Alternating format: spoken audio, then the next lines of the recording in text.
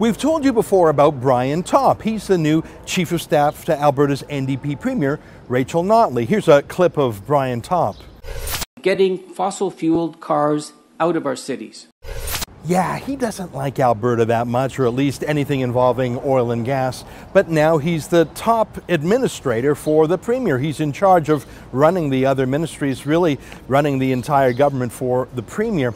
He used to be part of a public affairs firm called Kool Topp Guy, sort of a neat name. Kool stood for Ken Bosenkool, a Tory. Don Guy was a Liberal, and Brian Topp was the New Democrat. They were involved in public influence and government affairs. They sold themselves to their clients as people who could influence the way politics worked. Hey, no problem. There are socialist capitalists like Brian Topp. Don't knock it.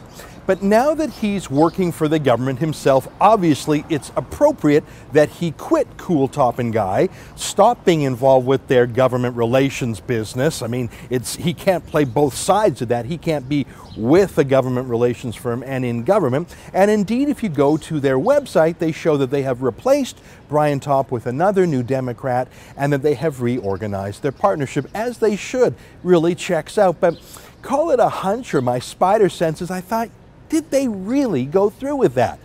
So I did something that I don't think I was supposed to do. I checked with the Alberta Government Corporate Registry. That's where Alberta firms or other firms that do business in the province register details about their company, their shareholders, their directors. And would you take a look at that? Yesterday, and by which I mean June 4th in the afternoon, as of that minute, when I checked with the corporate registry, Brian Topp was still the 1/3 owner. You can see right there, 2:48 p.m. We checked the government computers. Brian Topp of Toronto, Canada, was still a 1/3 owner in the government affairs firm called Kool Topp Guy. He hadn't been bought out of the partnership. The company was still on the books. Now, maybe the paperwork just hasn't been caught up yet. Maybe the government is working a little bit slow. Maybe Brian Topp just hasn't gotten through to signing off the forms he needs to sign. Could be. I put in an email to both Kool Topp Guy and the Premier's Office of Alberta. I'll let you know if they say anything in return.